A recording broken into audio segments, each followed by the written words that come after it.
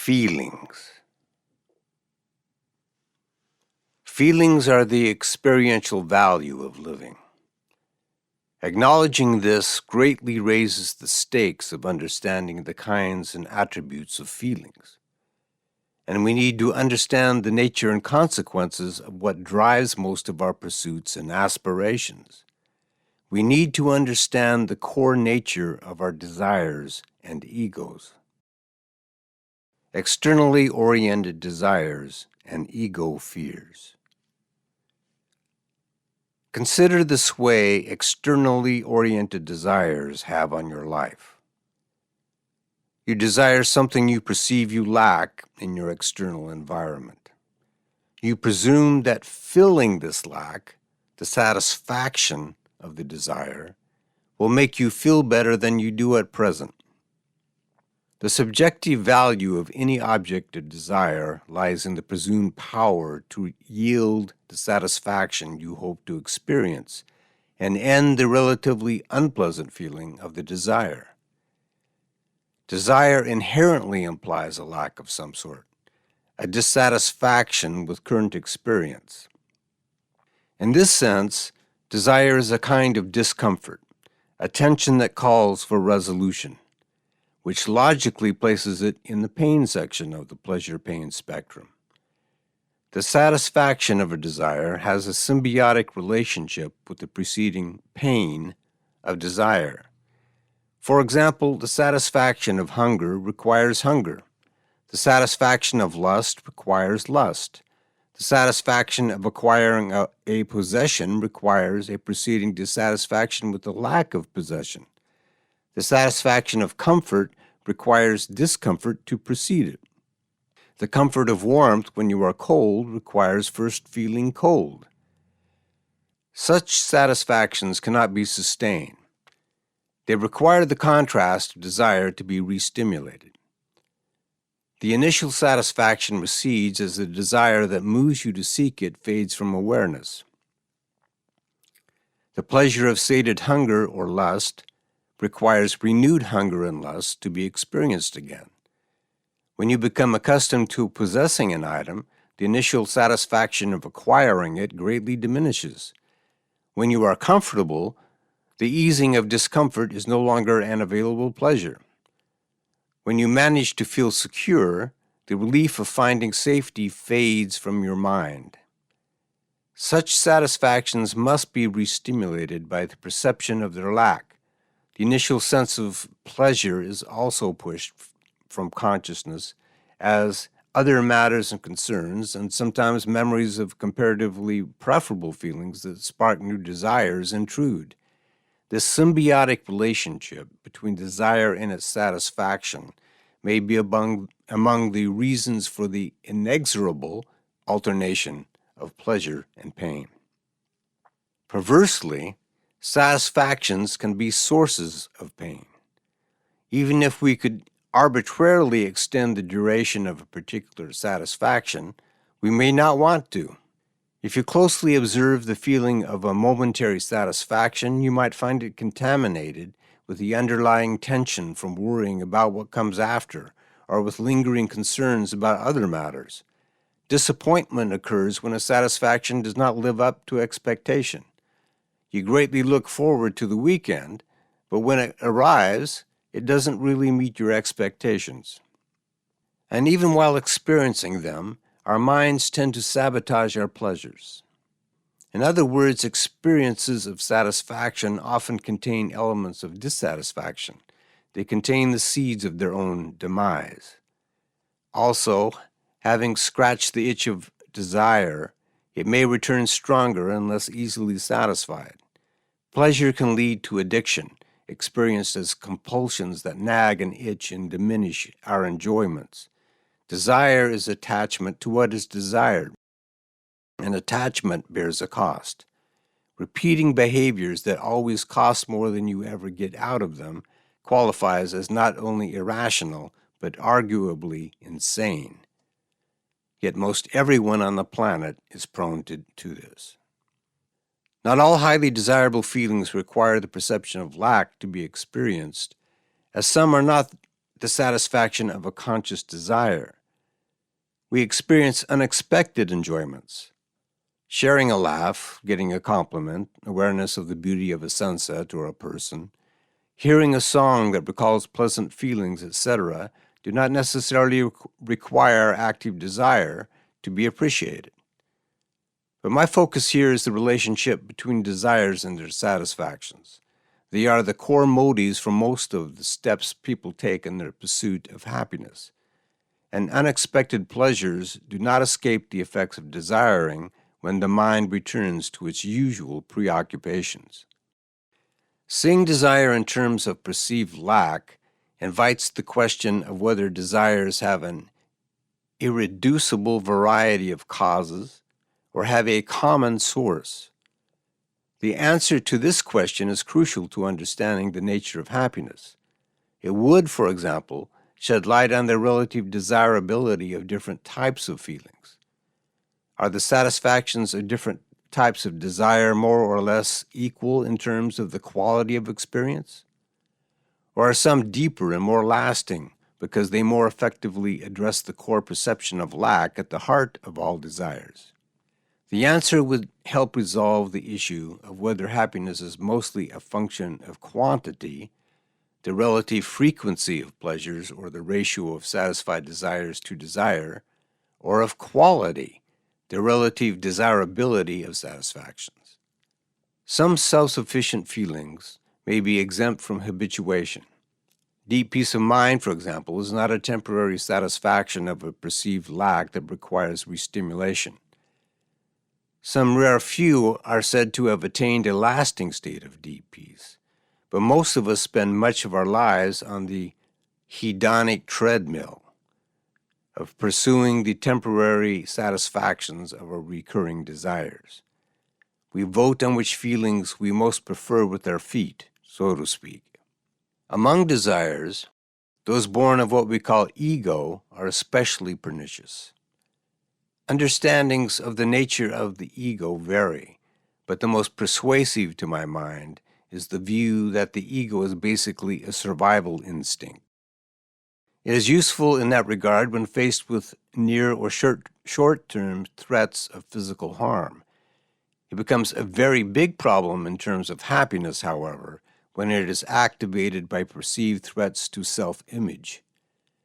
I believe it is helpful to see the ego as a variable concept of self, a concept that includes a repertoire of ever-changing images of self.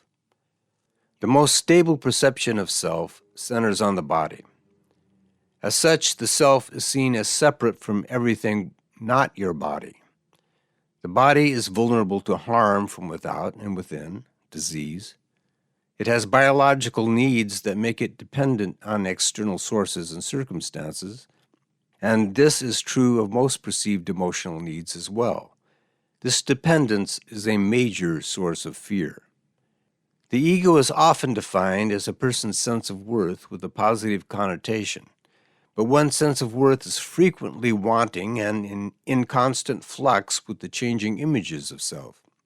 These images include not just the attributes of the body, of course, but those of personality, likes and dislikes, defining identifications such as gender, race, ethnicity, nationality, and a whole host of changeable identifications with roles, groups, orientations, beliefs, etc.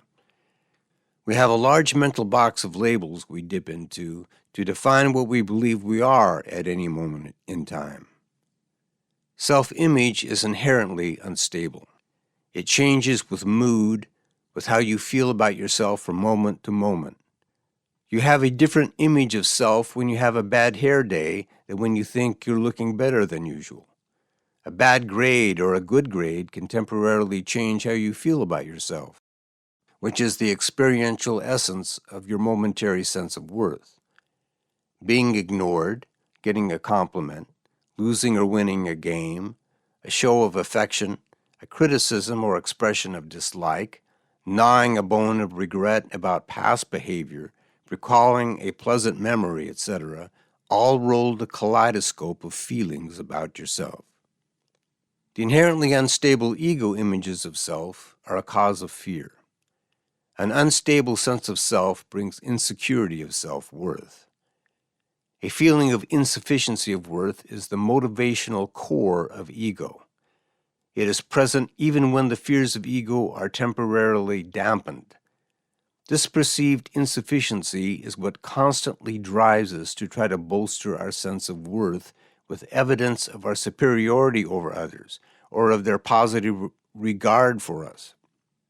Should we temporarily succeed, for example, winning a competition, getting a compliment, or gaining some power over others, the reward is a relatively pleasurable feeling known as ego gratification. That is, it is pleasurable compared to the pangs of self-doubt.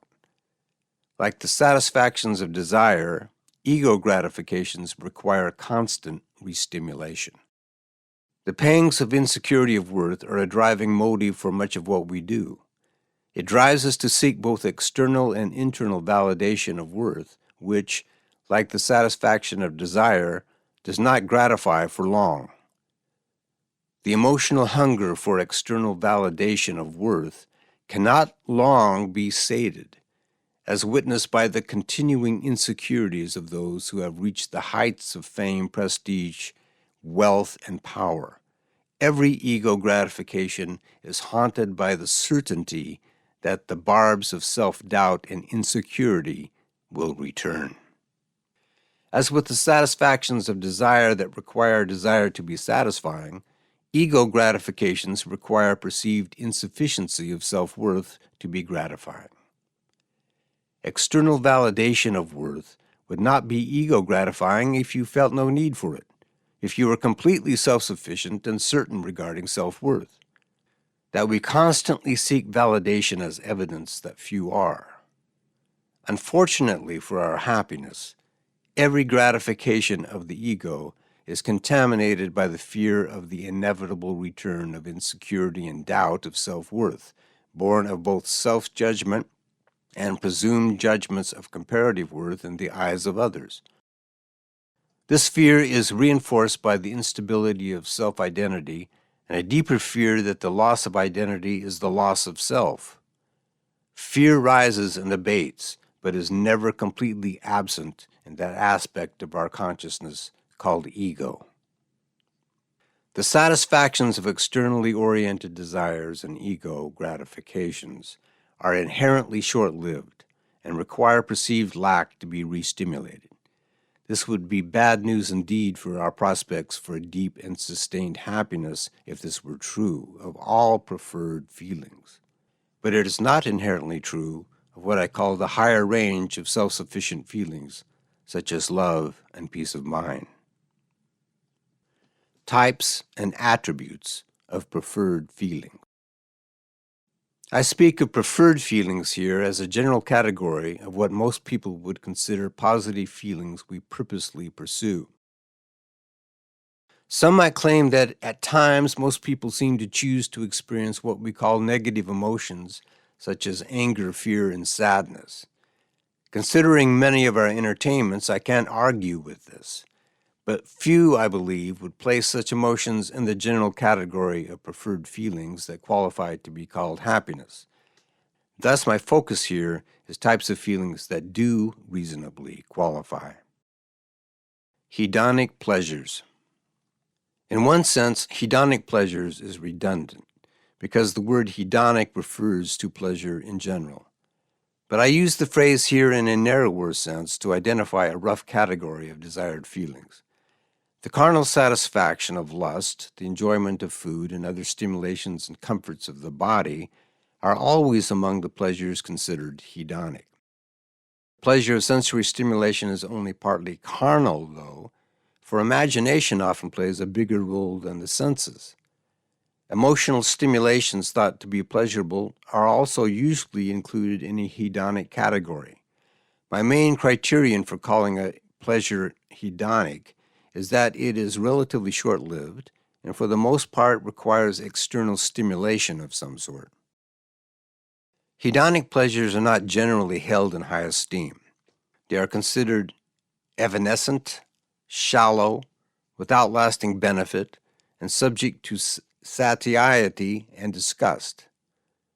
They may be the most short-lived of satisfactions, the least satisfying, and the most prone to addiction as they require new stimulative fixes to be recalled into experience. Since they do not build anything for the future, they are also thought to be the least productive in terms of inviting and reinforcing deeper and more lasting satisfactions.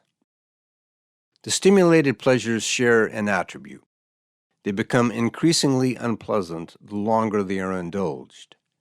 Chocolate is delightful at first, but if you were forced to keep eating it for hours, the initial pleasure would turn into pain, both physical and mental. The same is true of sex, physical thrills, and even massages. This applies to all physically stimulated pleasures. They not only habituate, they become painful if you don't take a break from them.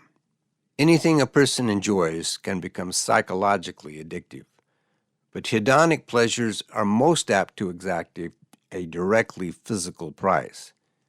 This is obvious with drugs and alcohol. Intense pleasures release dopamine, which in a sense can become another form of drug addiction. In fact, drugs such as heroin and cocaine raise dopamine levels, so dopamine-induced euphoria is the actual cause of addiction. Every physically stimulated high comes with the price of a low, partly because the body tries to defend its equilibrium by counteracting the artificial stimulation. The health of the body requires moderation in a person's physical stimulations. In this sense, the pleasures of the body are inherently physically as well as psychologically limited. On the plus side, hedonic pleasures may be more readily available and more obviously pleasurable while one experiences them. They can be considered the spice of life so long a person avoids the temptation to overspice. And most everything people do to entertain themselves aims for short-lived, stimulated pleasures that fall within the general category of hedonic pleasures.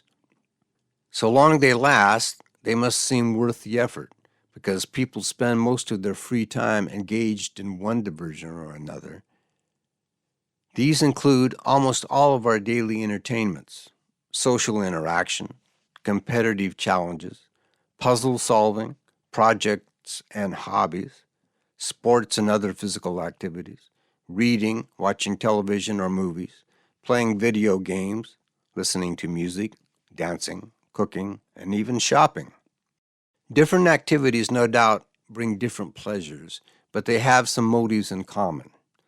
The most obvious is that we are uncomfortable with our undiverted state of mind. Boredom is the word we commonly use to describe this discomfort. But what causes boredom? One theory holds that we fear the unbidden thoughts that arise when our minds are not engaged, or perhaps a feeling of existential loneliness grips us when it is not held at bay with diversion. Whatever the cause, boredom is experienced as an unpleasant restlessness that calls for relief. Entertainments engage our minds and usually stimulate our emotions. The desire to stimulate emotions is a prime motive for playing games, watching sports and movies, reading, and seeking social interaction like hanging out with friends or going to parties. The diversion theory might explain this desire to stimulate emotions. Emotion is a handy and effective distraction. It may also be that the stimulated emotions are deemed pleasurable in themselves, which would be sufficient reason to stimulate them. But this does not explain why we want to stimulate unpleasant feelings. At times we want a dose of sadness, or why else would we willingly choose to hear sad stories and songs or watch tear-jerking movies? Hollywood grew wealthy from people's apparent desire to conjure feelings of fear, sadness, and anger, as well as more pleasant feelings. But this is just a modern reflection of the stories told round the campfire and the communal singing that served the same purpose prior to modern civilization. A number of theories offer explanations for the desire to experience relatively unpleasant feelings. The simplest is the contrast theory. We cannot know pleasure without the contrasting pain of desire. Some scholars hew to a catharsis theory to explain why we stimulate unpleasant feelings. The buildup of fear, anger, and tension allows the pleasant feeling of release, catharsis, when it all works out in the end. People obviously seek tension in order to feel the pleasure of release. In order to reach the release of happy ever after, stories must build the tensions of challenges, troubles, threats, and anger at bad guys. This is the dominant script of movies and books of fiction. Pleasure of tension release might also explain our attraction to demanding projects and challenges. It feels good when the tension that drives us to complete projects and overcome challenges dissolves with completion or resolution. In this sense, the catharsis theory does not necessarily propose that unpleasant feelings are desired in and of themselves, but are rather necessary precursors to the pleasure of releasing them. Perhaps, as Eckhart Tolle contends, our pursuit of unpleasant feelings has to do with an aspect of the ego that feeds on negative emotions. This is plausible to my mind because it offers an explanation for the self-destructive behavior of some people. It might explain why some choose to live in a constant state of drama of mostly their own making. Drama creates plenty of food for their egos, if Tolle is right. The diversion from fear and ego theories suggests negative motives for our entertainments. We either seek entertainment because we would feel worse if we did not, or we are victims of our ego's perverse attraction to pain. But it would deny the meaning of pleasure if it did not feel desirable in some way while experiencing it. We can reasonably suspect that people are attracted to the attributes of the feelings themselves. The attributes of hedonic pleasures vary according to their sources, of course. The relaxed feeling you get from a massage is not the same as what you feel when your favored team wins a game, or when empathizing with characters in a book or movie, or when you hang out with friends. Some pleasures involve tension. When I read or hear descriptions of what people consider moments of joy, I often hear words of energized tension, thrilled, excited, charged, pumped, overjoyed, elated, exhilarated. Such words bring to mind and seem to exhibit in the stretched faces and expressive body movements of people experiencing them a state of physical tension.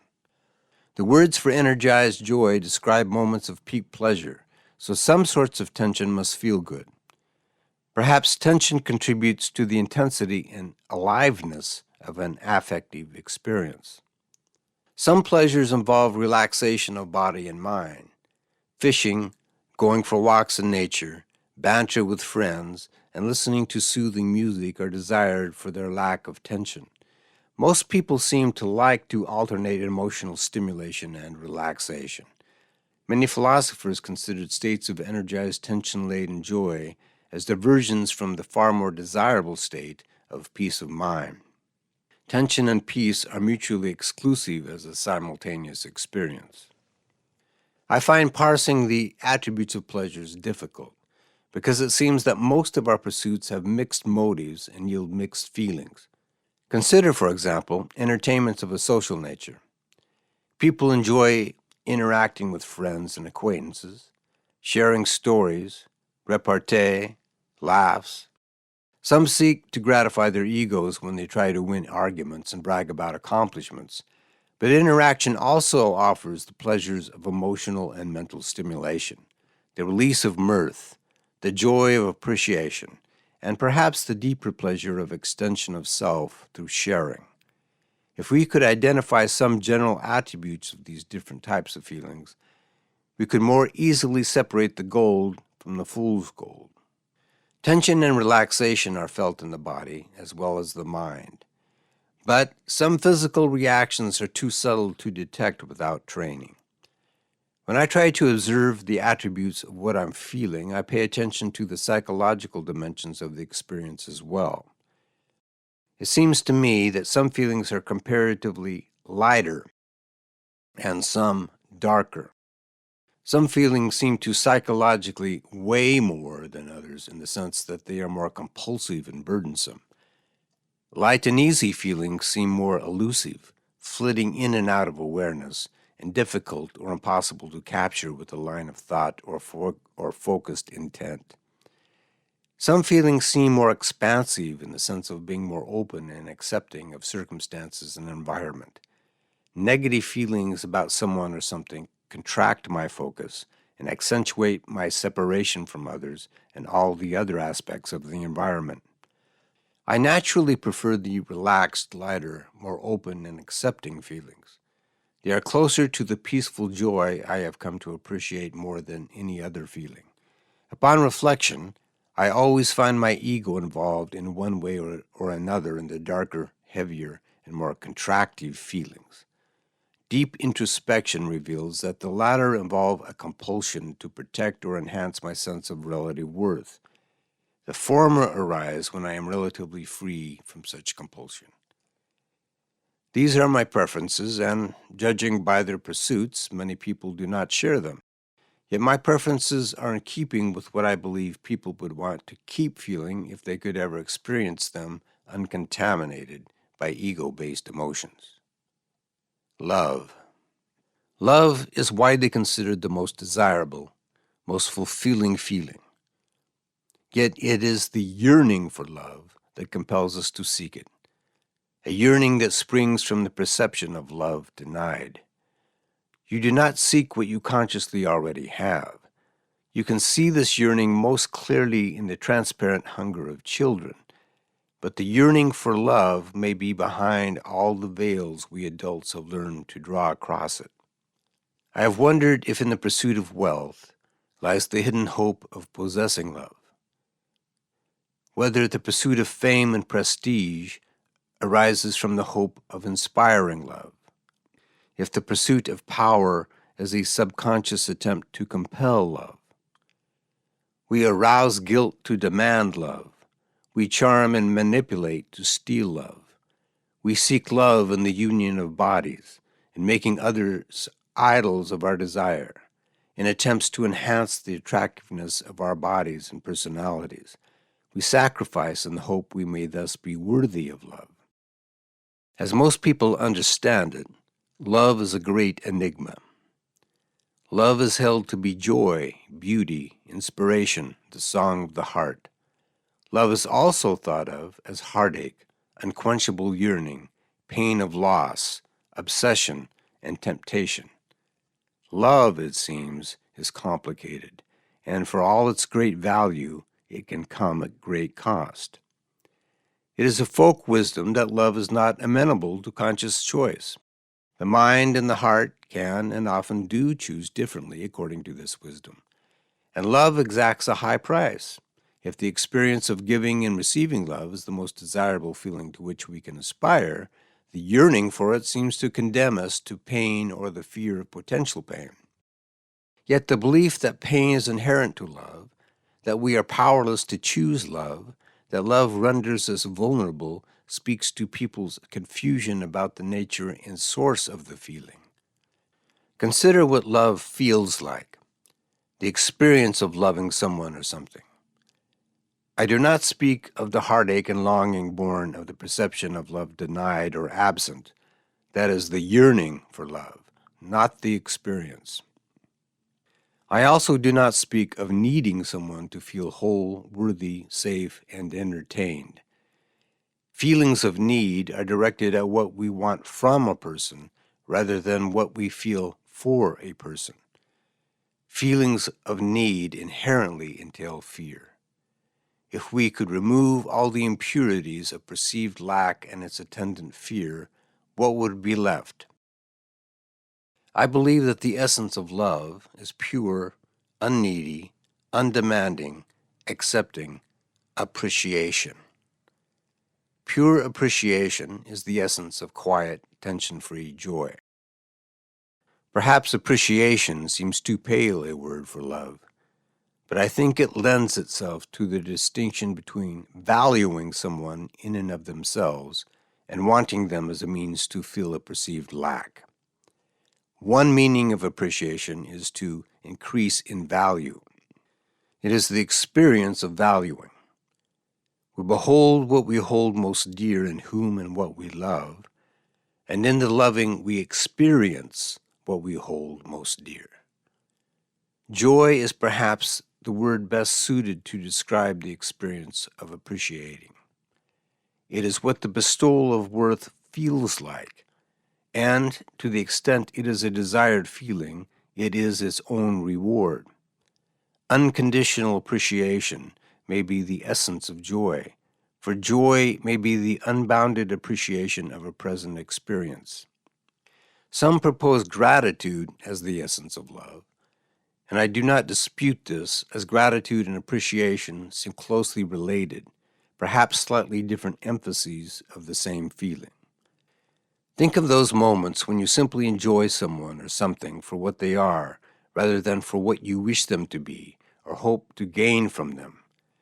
For example, the enjoyment of a sunset, a flower, and the song of a bird need not be conditioned by your demands and expectations.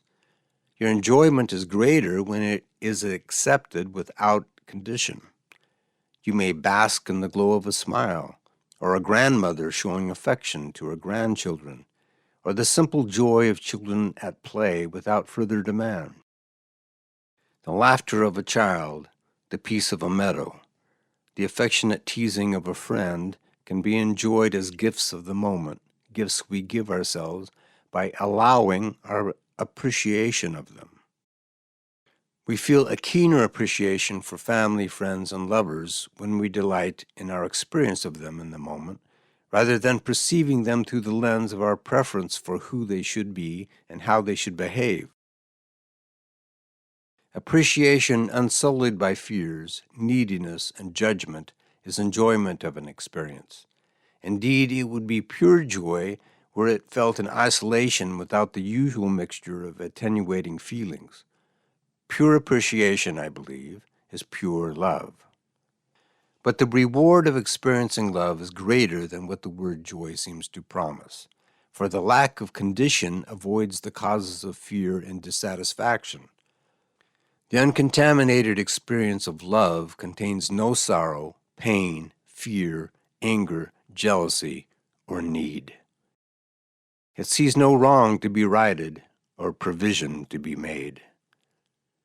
Love undimmed precedes no need or lack, places no condition on the future, issues no call for completion, is undiminished by fear. A state of mind without fear, lack, or condition implies the state of peace.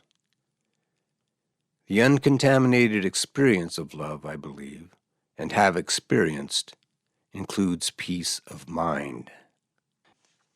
In the acceptance of what is, love is different from emotion, which is a feeling that moves us to seek and do. In other words, to change what is. All emotions reflect a judgment of dissatisfaction with what is, in particular with what we presently feel. Love may be thought to be a state of being or state of mind rather than an emotion, because in its purest form, it entails a self-sufficient appreciation of what is, including what we currently feel. It does not move us to seek a change. If love, undimmed by condition, is joy and peace, it may be thought the experience of fulfillment, of undiluted happiness. The experience of love, and thus fulfillment, lies in the love we bestow or give rather than what is usually meant by love we receive, which cannot be directly experienced short of sharing the mind of another. The significance of this cannot be exaggerated, for it would utterly transform our lives and our world if it were understood and believed. It implies the love we give is its own reward. The more we love, the more joy and peace we experience. Since we are the source of this love, we do not, and by the nature of the experience cannot, depend on circumstance or the presence and behavior of others to experience its blessings. So much of our lives is devoted to gaining love from others. The assertion that the giving is the receiving may seem counterintuitive, yet it cannot be otherwise. We unavoidably experience what we feel for others. If you feel love, love is what you feel. If you feel anger, anger is what you feel. You immediately reap what you sow in terms of feelings. Instant karma, so to speak. Our yearning for the expressed love of others is more a need to validate our sense of worth. The perceived expression of others, though, is not the direct experience of love. Only the love we ourselves feel is a direct experience. Perhaps what we really seek is to open the protective barricades of our hearts to more deeply experience our own love, to allow it to more fully come forth into conscious awareness. It is likely what we really seek resides in our own hearts rather than the hearts of others, though what we feel for others is usually reflected back. Even in perception, we tend to experience that giving is receiving. I urge you to think deeply about this. What you feel for or about someone or something is the feeling you yourself experience. When well understood, this insight can be utterly life-changing. People can feel a general love of people, animals, and nature. Love of nation, love of community, love of place, love of one's home, and love of one's job are commonly professed.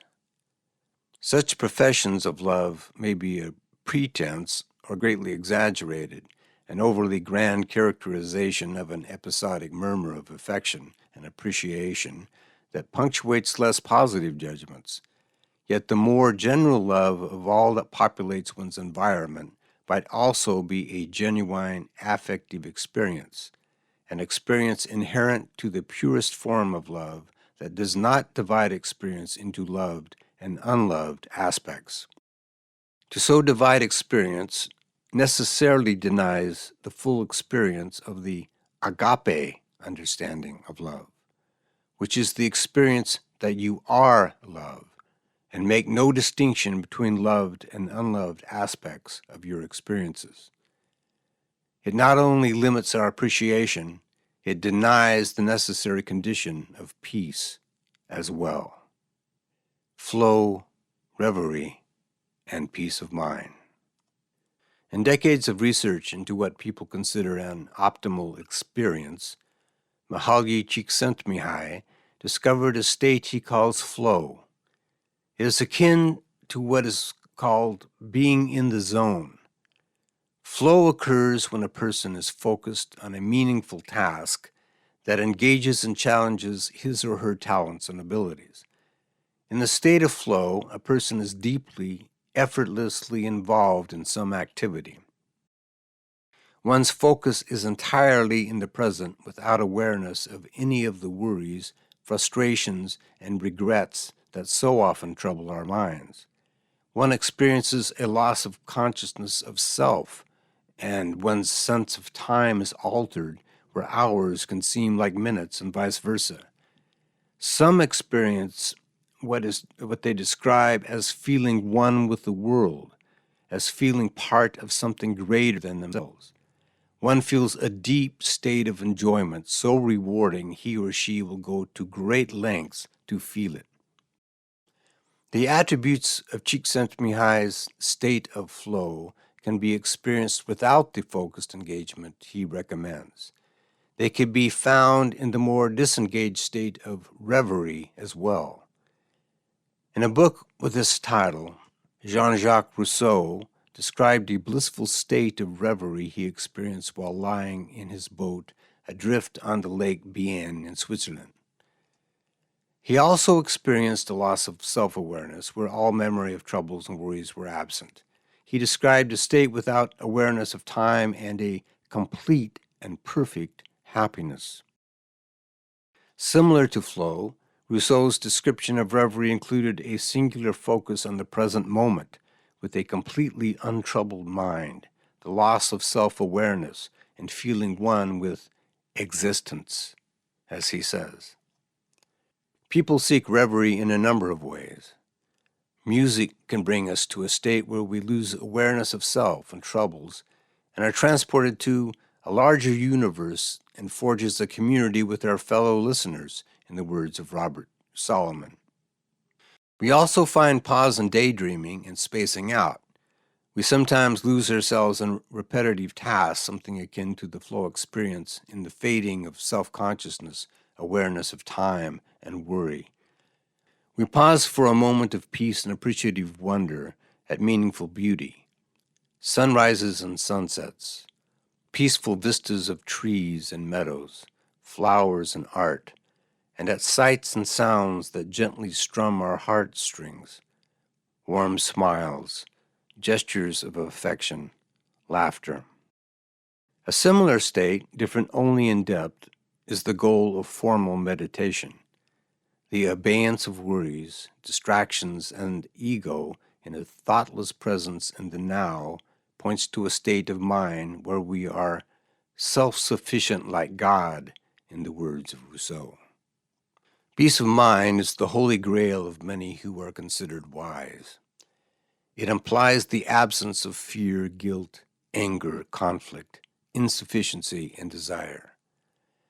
Peace implies the absence of emotions that move us to seek a preferable feeling.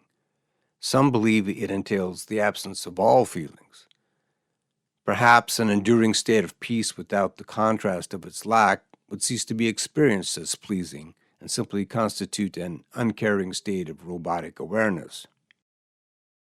I've read that peace is the negation of life, that the desire for peace is the desire for an early death.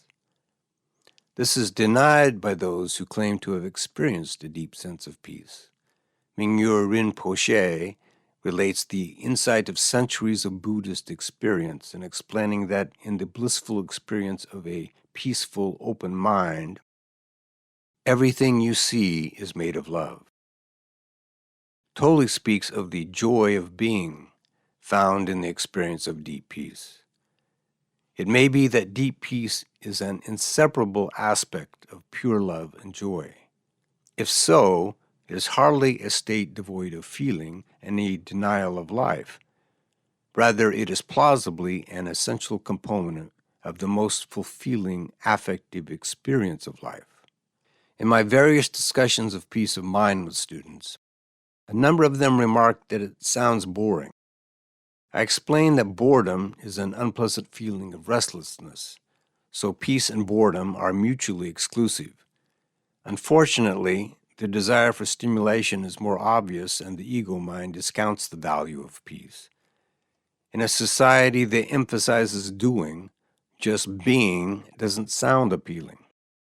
It is easier to divert the judging, worrying, planning, chattering mind than silencing it, which peace of mind requires. One of the keys to experiencing it is awareness.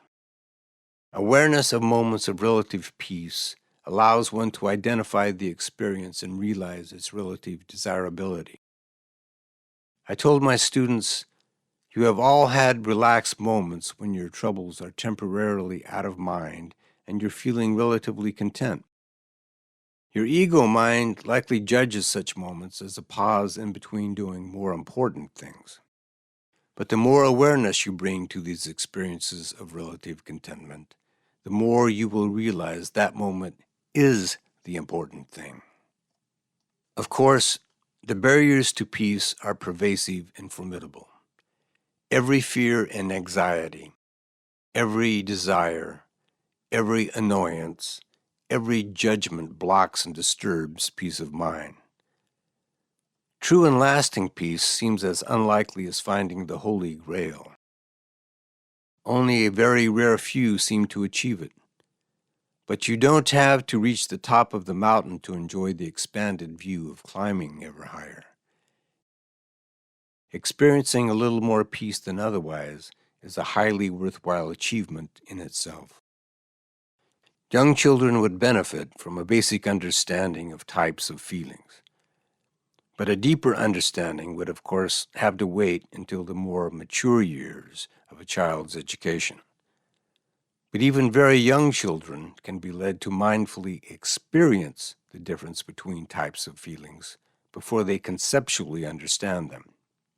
Some teachers engaged in raising children's awareness of emotions say that their students really enjoy having some control over their feelings. In the next chapter, I turn to a discussion of the mostly internal means to feel as you choose, the means that require mind training. These means, I believe, are the foundation of happiness education.